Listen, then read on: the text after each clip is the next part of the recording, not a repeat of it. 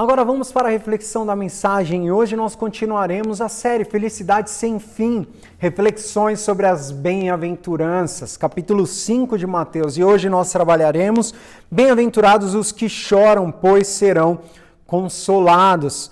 E quando nós refletimos sobre o primeiro fim de semana, nós vimos que a felicidade sem fim ela vem principalmente pela primeira bem-aventurança. E todas as outras bem-aventuranças, elas são interpretadas a partir da primeira bem-aventurança que fala, bem-aventurados os pobres em espírito. Então, para que eu e você possamos experimentar a felicidade sem fim, o primeiro passo é ser pobre em espírito, ou seja, sermos plenamente dependentes de Deus, ou seja, eu e você reconhecermos a nossa vulnerabilidade, a nossa fraqueza e tudo aquilo que nós somos, entendermos o quanto nós necessitamos de Deus, para que a partir disso eu e você possamos viver. Então, quando nós somos plenamente dependentes de Deus, é que nós começamos a experimentar a felicidade sem fim. E hoje nós falaremos sobre bem-aventurados os que choram, pois serão consolados. Mas não é um choro que vem através da tristeza, vem através do medo, vem através das frustrações e das situações que estão ao nosso redor. Hoje eu trabalharei um choro que vem a partir do arrependimento, a partir do entendimento da nossa condição, a partir do entendimento dos nossos erros. E que a partir disso Deus nos enche e nos consola. Então hoje falaremos sobre bem-aventurados os que choram, pois serão consolados. Mas é impressionante que desde pequeno nós temos uma dificuldade em assumir os nossos erros e nos arrepender. Eu fico lembrado sempre quando eu era mais novo, principalmente quando adolescente, eu adorava jogar bola.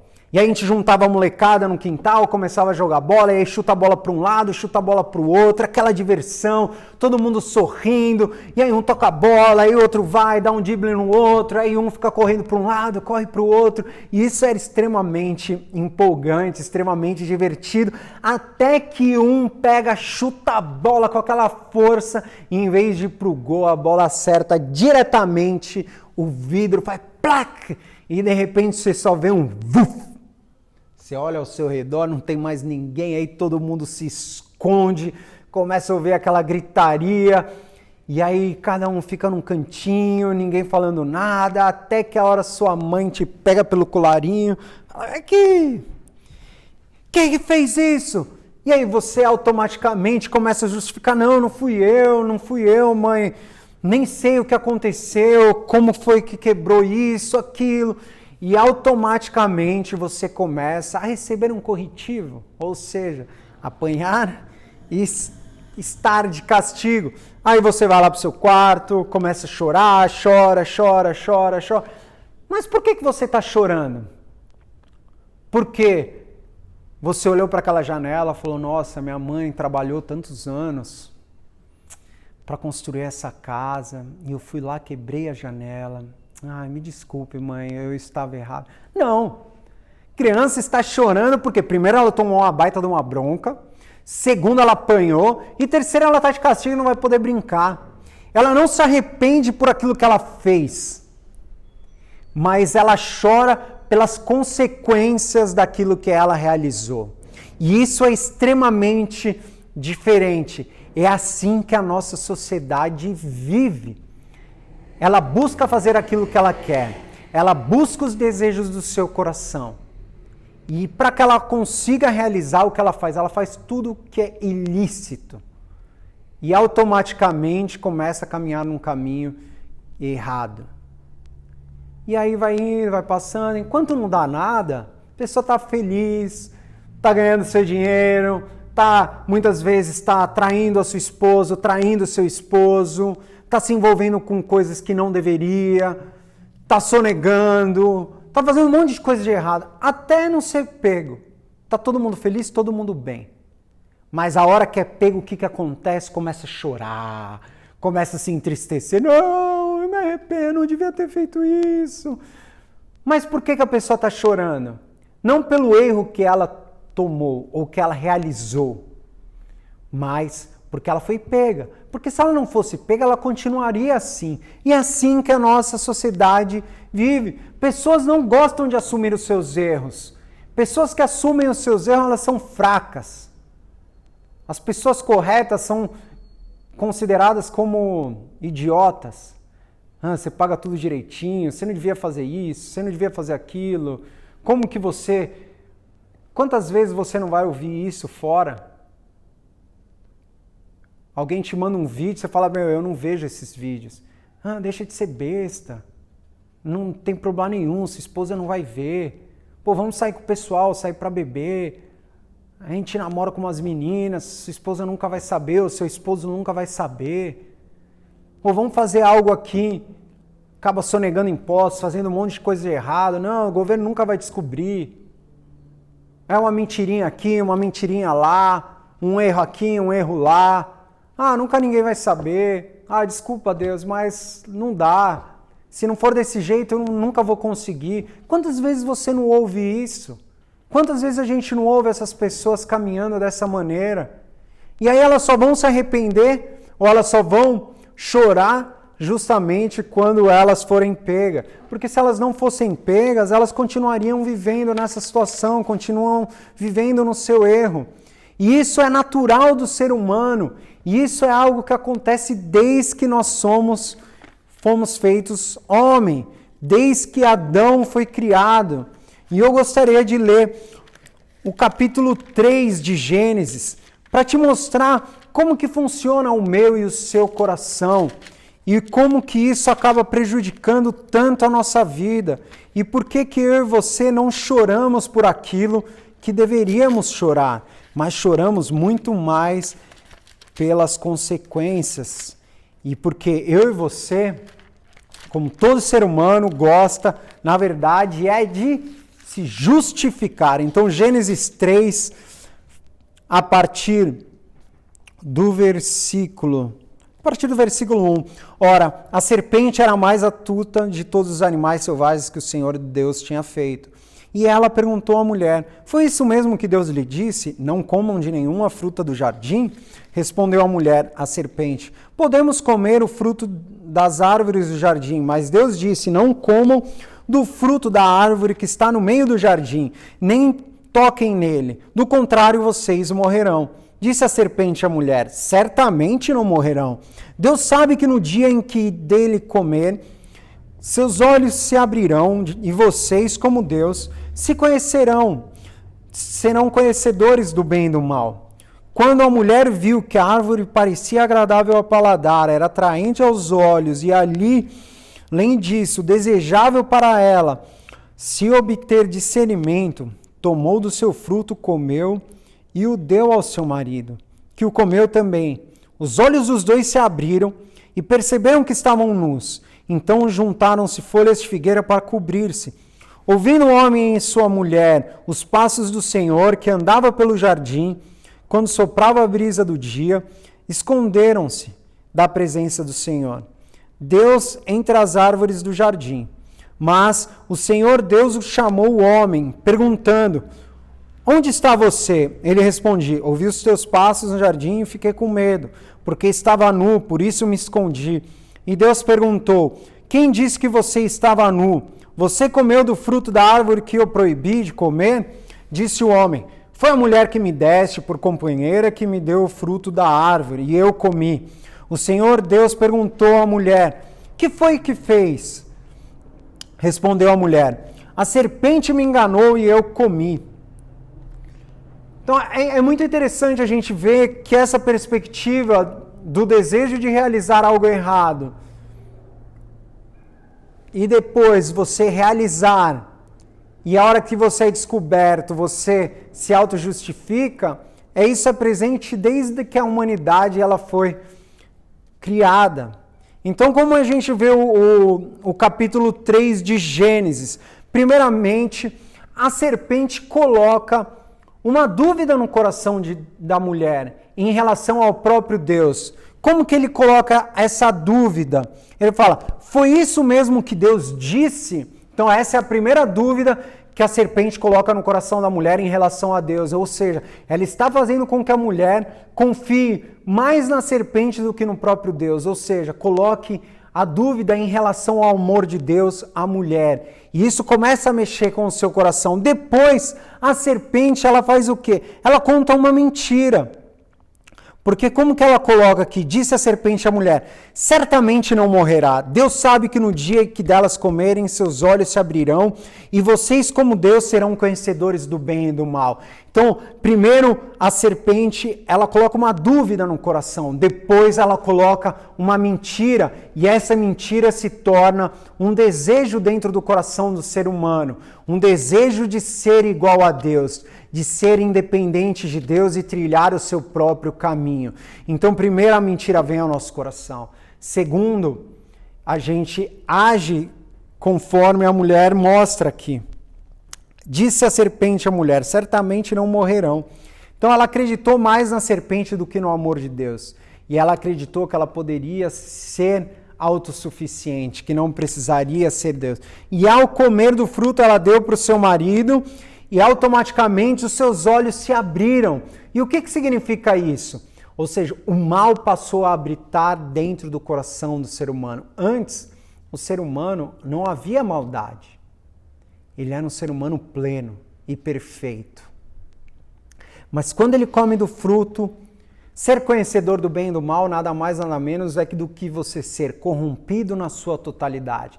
Então todas as partes do ser humano foram corrompidas pelo pecado. E por causa disso, os seus olhos se abrem e eles sentem vergonha um do outro. E por isso que eles pegam aquelas folhas e se cobrem. E ao ouvir a voz de Deus caminhando pelo jardim, o que acontece? Eles sentem medo. E o que eles fazem? Eles se escondem da presença de Deus. E a hora que Deus os chama, ele fala, onde que vocês estavam? Eu ouvi a sua voz, fiquei com medo e me escondi porque estava nu. E aí Deus fala, vocês comeram do fruto que eu pedi para que vocês não comessem? E aí o homem, em vez de se arrepender dos seus pecados, fala, não pai, eu comi, eu não deveria ter comido. O que ele fez? Ele falou, foi a mulher que me deu. Não foi culpa minha, foi culpa dela. E aí Deus questiona a mulher e fala, não, a serpente que me induziu, eu comi. Então você vê como que é a dinâmica do homem, como é a dinâmica da nossa natureza. E como isso perdura até os dias de hoje. Você deseja algo que não é lícito, para que você ache que você vai ser verdadeiramente feliz, que você vai realizar todos os seus desejos.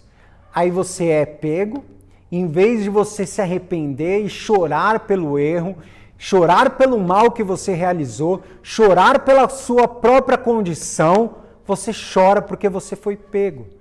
Essa é a dinâmica da nossa sociedade e é isso que aconteceu com Adão, aconteceu com Eva e acontece até os dias de hoje. As pessoas não se arrependem, as pessoas se justificam, elas choram mais pelas consequências do que choram pelo ato que elas realizaram, pelas condições que elas vivem. E isso é extremamente prejudicial ao meu e ao seu coração. E por isso que eu te pergunto, como você tem lidado com os seus erros? Como você tem lidado com a sua própria condição? Você tem se arrependido dos seus erros? Você tem chorado por eles e tem se arrependido? Ou você tem auto se justificado? Deus, eu fiz isso porque está muito difícil. Deus, eu fiz aquilo porque não dá, né? O pecado está dentro de nós, né? Se não tivesse, não faria. Pai, eu briguei com a minha esposa porque ela é muito briguenta, ela não me respeita, ou ao contrário, ou qualquer coisa que esteja ao nosso redor. Eu lido com essas pessoas porque é a maneira como eles lidam comigo. Olha como que eu vou viver nessa condição. Então, infelizmente, as pessoas vivem assim. E eu pergunto a mim e a você, como que nós temos lidado com os nossos erros, como eu e você temos lidado com a nossa autojustificação, como que nós temos lidado com tudo isso. A gente tem se justificado e a palavra nos convida, pare de se justificar. Uma hora cansa. Pare de agir dessa maneira. Começa a reconhecer os seus erros. Começa a se arrepender pelos seus erros e começa a chorar por eles. Por isso que Jesus nos convida. É isso que Jesus nos convida hoje. Chore pelos seus erros. Chore por aquilo que você tem realizado. Não pela consequência. Porque é assim que nós seremos transformados. Porque é assim que nós seremos consolados. É isso que acontece quando somos pobres em espírito. Se eu não sou dependente de Deus, se eu não estou 100% com Ele, se eu não estou buscando a sua totalidade, caminhar junto com Ele, o que vai acontecer? Eu vou me justificar, eu não vou me arrepender. Porque eu não vou entender a condição do meu coração e não vou buscar essa transformação dentro da minha vida. E por isso que eu e você, primeiramente, temos que ser 100% dependentes de Deus, para que eu possa justamente me arrepender, porque quando eu sou dependente de Deus, eu sei da minha condição e sei o quanto os meus erros, principalmente o do nosso pai Adão, custaram para Deus. Essa é a grande questão. Os nossos erros custaram muito para Deus. O erro de Adão custou muito para o nosso Deus. E foi por causa disso, foi por causa da nossa culpa, foi por causa do nosso erro que Deus mandou Jesus para a cruz. Jesus morreu na cruz por causa do meu e do seu erro. Jesus morreu na cruz por causa da culpa que nós herdamos de Adão. Porque se não fosse isso, Jesus Cristo não precisaria ter morrido. Mas para que o meu e o seu pecado fossem perdoados, para que o meu e o seu erro fossem perdoados, e para que eu e você tivéssemos a vida transformadas, Jesus Cristo foi parar na cruz. A ira de Deus que devia vir sobre a minha e a sua vida, porque Deus é um Deus justo, e já que Adão errou, e já que a nossa corrupção é extremamente destruída, Deus precisa culpar o erro de Adão. E já que nós somos descendentes de Adão, eu e você merecemos a ira de Deus. Mas a ira de Deus não veio sobre a minha, não veio sobre a sua vida. Mas por causa disso, Jesus foi para a cruz, porque a ira de Deus foi diretamente à vida de Jesus. E por isso que eu e você somos perdoados. Por isso que eu e você precisamos reconhecer os nossos erros e chorar por eles. Porque Jesus pagou um alto preço. Por isso que quando eu e você erramos, nós precisamos nos arrepender. Nós precisamos chorar para que assim sejamos transformados. A morte de Jesus não foi em vão na cruz. Ela foi para perdoar o meu e o seu erro. Mas eu e você não podemos viver errando. Eu e você não podemos viver a vida antiga. Eu e você precisamos nos arrepender e se voltar a Deus. E por isso que quando nós erramos e nós choramos, a misericórdia de Deus encherá o nosso coração. A misericórdia de Deus irá nos acolher. A misericórdia de Deus irá nos impulsionar a viver uma vida extremamente diferente. Essa é a grande diferença. Quando nós erramos, Deus não nos pune. Deus nos perdoa. Por isso que eu e você precisamos chorar dos nossos erros e buscar a presença de Deus. Porque quando nós reconhecemos o nosso erro, nós reconhecemos que precisamos ser transformados. Mas automaticamente nós vemos que sozinhos nós não conseguiremos ser transformados sozinhos. E nós buscamos a Deus. E aí o que Deus faz? Deus nos consola, Deus nos abraça. E a partir disso, Ele transforma os nossos corações. E nós somos constrangidos pelo seu amor. E ao ser constrangidos pelo seu amor, a chance de sermos transformadas é muito maior. E por isso que eu te chamo, não chore pelas suas justificativas, não chore pelas consequências, chore pelo seu erro. Se você maltratou alguém, chore porque você feriu o coração dele, mas também porque você feriu o coração de Deus. Se você não foi um bom pai ou não foi uma boa mãe com os seus filhos, se você não cuidou ele das maneiras que eles precisam, chore por isso, busque a transformação de Deus e cuide deles de novo. Se você não tem sido um bom marido ou não tem sido uma boa mulher, chore pelos seus pecados e busque a transformação, porque somente através disso que nós viveremos de uma maneira diferente.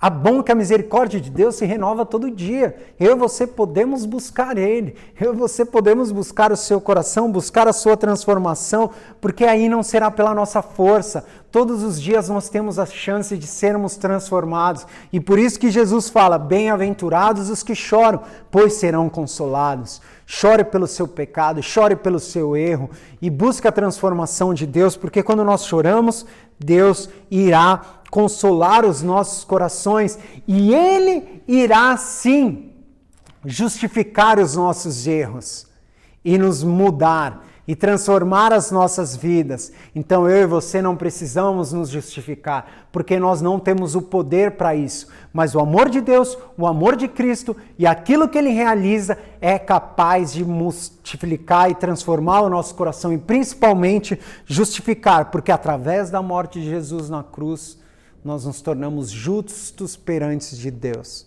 Ou seja, nós não temos mais nenhuma penitência, nós não temos uma culpa a mais. Jesus pagou todo o nosso erro, todo o nosso erro. Então é isso que nós precisamos viver. Precisamos chorar os nossos erros, reconhecer as nossas questões e buscar essa transformação de Deus, porque aí sim eu agirei de maneira justa com as pessoas que estão ao meu redor. Eu irei olhar com compaixão, como fala em Romanos 12:15. Chore com os que choram. Eu e você só conseguiremos chorar com os que choram quando nós chorarmos pela nossa condição. Chore pelos seus erros. Entenda o quanto você depende de Deus. Entenda que sozinho você não consegue se justificar, que somente através da morte de Jesus na cruz que você se torna justo e que você é salvo por Deus. Porque nós nunca conseguiríamos fazer algo bom para que nós possamos herdar o reino de Deus, para que nós possamos ir para o céu depois da nossa morte. Mas por causa da morte de Jesus na cruz, por causa da sua justificação, por aquilo que Ele realizou. E quando nós entendemos a nossa condição, Jesus transforma o nosso coração e nós conseguiremos ter compaixão do nosso próximo e chorar pela sua dor. Então, olha como é brilhante isso, porque quem se justifica, no final das contas, maltrata o próximo, porque ele acha que ele é merecedor, ele acha que ele é melhor que o outro, e aí ele pode julgar. Mas aquele que entende a sua condição, que chora aos pés da cruz, que chora aos pés de Jesus, que entende a sua vulnerabilidade, a sua debilidade e todo o seu mal que há dentro de nós, nós conseguimos olhar para o próximo como compaixão. E aí nós olhamos e falamos assim, eu não quero que você continue vivendo nesse jeito. Jesus está aqui para te perdoar. Arrependa dos seus pecados, arrependa dos seus erros, se juntem a nós e você consegue abraçar aqueles que estão à sua volta, porque você não é melhor que eles, mas porque você foi alimentado pelo amor de Deus. Nós só conseguimos amar quando nós nos sentimos amados. Porque se nós não nos sentimos amados, nós iremos nos tornar pessoas julgadoras. E aí nós iremos acolher aqueles que estão ao nosso redor. E por isso que eu e você precisamos ser como Jesus. Jesus chegou em Jerusalém e começou a chorar pelo pecado que tinha em Jerusalém, pela situação que eles viviam, por tudo aquilo que os judeus estavam realizando, porque essa não era a vontade de Deus. Em vez de Jesus falar, eu vim aqui para condená-los, não, Jesus veio aqui, eu vim aqui para perdoá-los. Eu não vim aqui para condená-los, eu vim me sacrificar para que vocês possam ter a salvação. E essa era a misericórdia de Jesus quando ele chegou a Jerusalém. É a mesma situação que Jesus chega quando vê o Lázaro morto, porque esse não era o desejo de Deus, não era a morte o plano para nós, mas era a vida eterna de quando Jesus Cristo. Então, quando Jesus olha essa situação que a humanidade se encontrava, quando Lázaro está morto, por mais que ele fosse ressuscitá-lo depois, ele chora. Porque quando entendemos a nossa dependência de Deus,